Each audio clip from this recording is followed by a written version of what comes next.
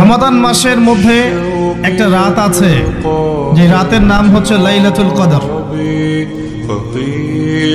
আমি আশা করি আপনারা সবাই এই সূরাটা জানেন। বা'দা আউযু বিল্লাহি মিনাশ শাইতানির রাজীম, ইন্না আনজালনাহু ফি লাইলাতুল কদর। নিশ্চয়ই আমি কোরআনকে নাজিল করেছি লাইলাতুল কদরে, ভাগ্য রজনীতে। ওয়া মা আদরাকা মা লাইলাতুল কদর। হে নবী মুহাম্মদ সাল্লাল্লাহু আলাইহি ওয়াসাল্লাম, আপনি কি জানেন লাইলাতুল কদর কি জিনিস? লাইলাতুল কদরি খায়রুম মিন আলফি শাহর।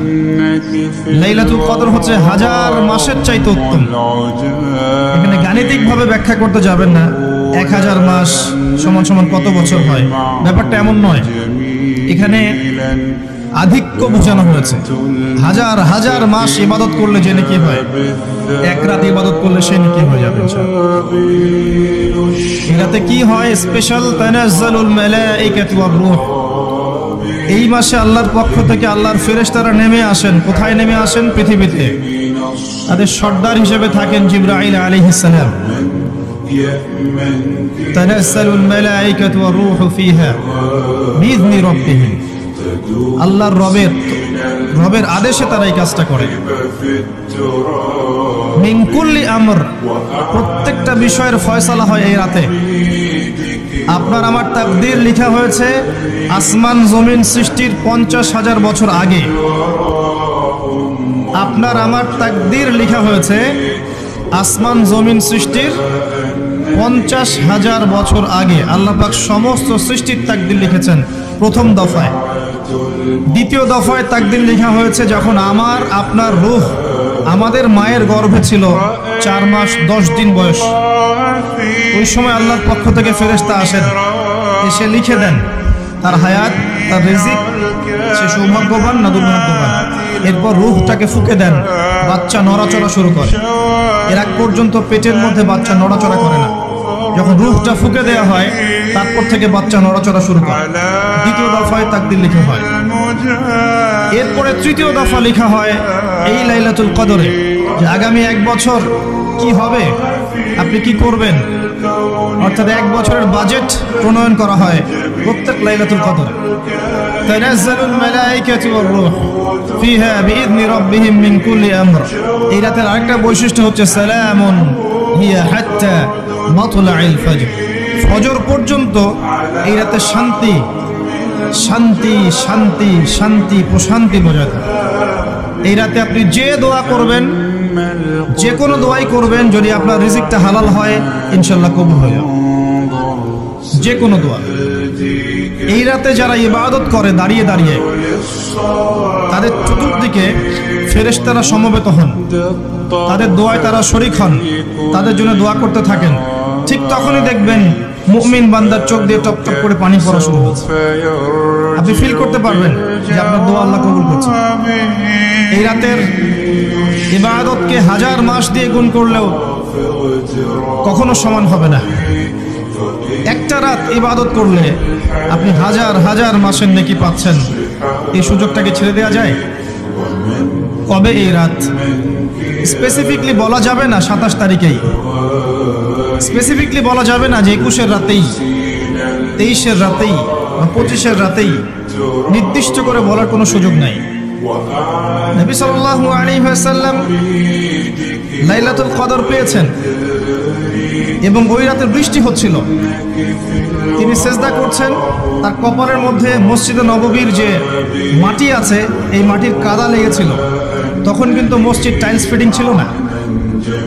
মাটির মসজিদ থেকে নবী সাল্লাল্লাহু আলাইহি ওয়াসাল্লাম বিশ্ব পরিচালনা করেছেন। আর আমাদের এখন তাজমহলের মতো মসজিদ, হেদায়েতের কোনো হও নাই এখানে। এটা আখিরুজ জামানের সাইন। মসজিদগুলো হবে চাকচিক্যময়, হেদায়েত শূন্য। হাদিস একদম স্পষ্ট আছে, মসজিদ হবে চাকচিক্যময় কিন্তু হেদায়েত শূন্য। ইভেন দেখবেন নামাজ পড়ছে মুসল্লি, পাশে হই হুল্লা করছে। দিনের কথা আলোচনা হলে বা নামাজ পড়লে, কেউ কোরআন তেলাওয়াত করলে আদবের সাথে যে পাশে শোরগোল করতে হয় না, এটাও এখন বুঝাতে হয়। বুঝাতে গিয়ে যদি আপনি এই আয়াত তেলাওয়াত করেন, লাহুম কুলুবুন লা ইয়াফকাহুনা বিহা, কিছু মানুষকে আল্লাহ পাক কলব দিয়েছেন, বোঝে না। ওয়ালাহুম আযানুন লা ইয়াসমাউনা বিহা, কিছু মানুষকে আল্লাহ পাক কান দিয়েছেন, শোনে না। ওয়ালাহুম আ'য়ুনুন লা ইউবসিরুনা বিহা, কিছু মানুষকে আল্লাহ পাক চোখ দিয়েছেন, দেখে না। উলাইকা কাল আনআম, এরা আনআমের মতো। বাল হুম আদাল, বরং তার চাইতেও নিকৃষ্ট। তখন কিছু মানুষের ইগোতে লেগে যায়। আচরণ কিন্তু এমন। কোরআন যেখানে তেলাওয়াত করা হচ্ছে, নবীর হাদিসের কথা বলা হচ্ছে, সেখানে উঁচু স্বরে কথা বলা জায়েজ নেই। নামাজ পড়ছে একজন ব্যক্তি, সে আল্লাহর সাথে সরাসরি কথা বলছে, তার পাশে কথা বলা জায়েজ নেই। এমনকি নামাজরত ব্যক্তির পাশে কোরআন তেলাওয়াত করাও জায়েজ নেই। কথা কি বুঝতে পারছেন? একজন ব্যক্তি নামাজে দাঁড়িয়েছে, আল্লাহর সাথে কথা বলছে, পাশে আপনি কোরআন তেলাওয়াত করতে পারবেন না জোরে জোরে। মনে মনে করতে হবে, করতে চাইলে মনে মনে করতে হবে। অনেক সময় মসজিদের ভিতরে দেখবেন নামাজ পড়া হচ্ছে, শোরগোল করছে। নবী সাল্লাল্লাহু আলাইহি ওয়াসাল্লাম বলেছিলেন, আখিরুজ জামানে, তিরমিজিতে আছে হাদিসটা, আখিরুজ জামানে ইসলামের নামটুকু থাকবে, ইসলামের প্রকৃত বিষয়গুলো থাকবে না। কোরআনের মাসহাফ থাকবে, যে মাসহাফ, কোরআনের মাসহাফটা থাকবে, এর শিক্ষাগুলো থাকবে না। মসজিদগুলো হবে চাকচিক্যময়, কিন্তু মসজিদ হবে হেদায়েত শূন্য। আর চতুর্থ লাইনটা আরো ভয়ঙ্কর। 4 নম্বর লাইনে গিয়ে নবীজি বলেছেন সাল্লাল্লাহু আলাইহি ওয়াসাল্লাম, আসমানের নিচে, জমিনের উপরে আল্লাহর সবচেয়ে নিকৃষ্ট সৃষ্টি হবেন এক শ্রেণীর আলেম, যাদের থেকে ফিতনা ছড়াবে এবং তাদের দিকেই ফিতনা ফিরে আসবে।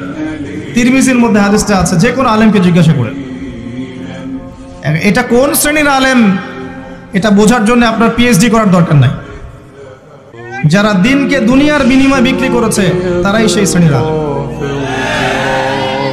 যারা সত্য কথা বলতে ভয় পেয়েছে, তারাই সেই শ্রেণীর আলেম। যারা সত্যকে মিথ্যার সাথে মিশ্রিত করেছে, তারাই সেই শ্রেণীর আলেম। এবং যারা ইসলামের নামে উম্মাকে শতদা বিভক্ত করে দিয়েছে, এরাই সেই শ্রেণীর আলেম। নবী করিম সাল্লাল্লাহু আলাইহি ওয়াসাল্লাম বলেছেন, লাইলাতুল কদর আমি পেয়েছি, কপালে কাদা মাটি ছিল, বৃষ্টি হচ্ছিল, তার মানে ওই রাতে বৃষ্টি হতে পারে, ওই রাতে বৃষ্টি হতে পারে। লাইলাতুল কদরের আলামত, রাতের বেলা বৃষ্টি হতে পারে। বৃষ্টি হয়েছে, তিনি নামাজ পড়েছেন, কপালের মধ্যে কাদা লেগেছিল, তিনি বের হয়েছেন, সাহাবীদেরকে বলবেন কোন রাতটা লাইলাতুল কদর, আজকে রাতটা লাইলাতুল কদর, এটা বলতে বের হয়েছে। বের হয়ে দেখছেন দুজন মুসলিম আপোষে ঝগড়া করছে। লিসেন টু মি, দুজন মুসলিম আপোষে ঝগড়া করছে। আমরা বলি না যে মুসলিমদের মাঝে ইখতিলাফগুলো রহমত, আমরা বলি না? দুজন মুসলিম আপোষে ঝগড়া করছে, এই কাজটার কারণে আল্লাহ রাব্বুল আলামিন নবী সাল্লাল্লাহু আলাইহি ওয়াসাল্লামের হৃদয় থেকে এই কথাটাকে তুলে নিলেন। তিনি আর বললেন না এক্স্যাক্টলি কোন রাতে লাইলাতুল কদর ছিল, তিনি বলতেই বেরিয়েছিলেন কোন রাতে লাইলাতুল কদর ছিল।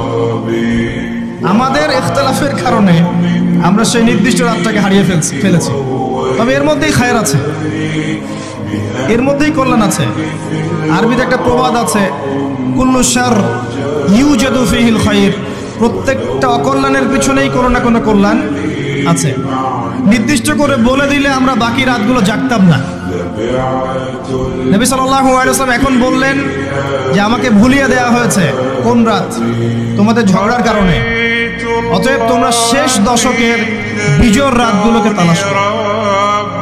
শেষ দশকের বিজোড় রাত বলতে 21-এর রাত, 23-এর রাত, 25, 27, 29, এই 5টা রাতের যে কোনো একটা লাইলাতুল কদর। এই রাতে ইবাদত করলে এত নেকি হচ্ছে, কারণটা কি? রাত আর দিন কি ডিফারেন্ট কিছু? প্রত্যেক রাতেই কিন্তু আল্লাহ পাক প্রথম আসমানে নেমে আসে, প্রত্যেক রাতে, শুধু শবে বরাতের রাতে নয়, শুধু নিসফে শাবানের রাতে নয়, কিন্তু প্রত্যেক রাতেই আল্লাহ পাক প্রথম আসমানে নেমে আসেন। তিনি কিভাবে নেমে আসেন এটা ব্যাখ্যা করার দরকার নেই আমাদের। আল্লাহ পাক বলেছেন নেমে আসি, বাস আসি। কারণ সবকিছু আমরা যুক্তি, বিজ্ঞান, দর্শন দিয়ে প্রমাণ করতে পারবো না। পারবো?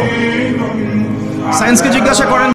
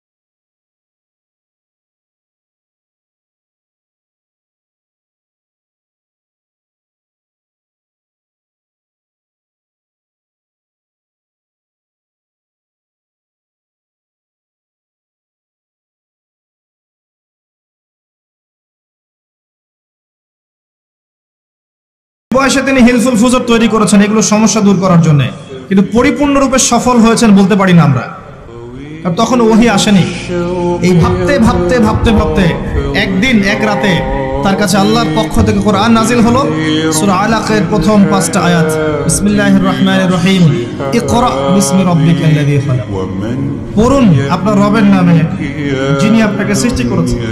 খালাকাল ইনসানা মিন আলাক, যিনি মানুষকে সৃষ্টি করেছেন জমাট বাঁধা রক্তপিণ্ড থেকে। আমরা সবাই জমাট বাঁধা রক্তপিণ্ড ছিলাম মায়ের পেটে। আজকে আমরা আল্লাহ দ্রোহী হয়েছি, কিন্তু আমরা পেটের মধ্যে এতটুকু জমাট বাঁধা রক্তপিণ্ড ছিলাম। সূরা ইয়াসিনের মধ্যে আল্লাহ পাক এই কথাটা বলেছেন, তোমাদেরকে তো নুতফা থেকে সৃষ্টি করেছি, ফাইদা হুয়া খসিমুম মুবিন, যখন সে বড় হয়েছে সুস্পষ্টভাবে আল্লাহর বিরুদ্ধাচরণ করছে। ঈদের যে শপিংটার কথা বলছি এটা এই কারণে বলছি, লাস্টের দশকে আমরা ঈদের শপিং এ বেশি ব্যস্ত থাকি, এতে করে লাইলাতুল কদরটা আমরা হারিয়ে ফেলি। লাস্টের দশক আমরা হয় ইতিকাফ করব, না হলে বাসায় নামাজ পড়বো, পরিবার বর্গকে নিয়ে রাত জাগবো। করা যাবে ইনশাআল্লাহ? তারাবির নামাজ তো পড়বোই ইনশাআল্লাহ জামাতে। এবং আপনি 20 পড়েন আর 8 পড়েন, আপনি নামাজের কোয়ালিটিটাকে ভালো করার চেষ্টা করেন, নামাজের কোয়ালিটিটাকে বেস্ট করেন, ধীরে ধীরে তেলাওয়াত করেন, ধীরে ধীরে রুকু সেজদা করেন, নামাজটাকে এনজয় করেন, সময় নিয়ে টাইম নিয়ে 2 ঘন্টা সময় লাগুক, 3 ঘন্টা সময় লাগুক, এনজয় করে নামাজ পড়েন। আল্লাহ পাক তৌফিক দান করুন। এরপর শেষ রাতে আবার ওঠেন, পরিবারবর্গকে নিয়ে নামাজে দাঁড়ান, একসাথে জামাত করে নামাজ পড়েন, পরিবারে নফল নামাজ পড়েন, বাসায় বরকত হবে ইনশাআল্লাহ।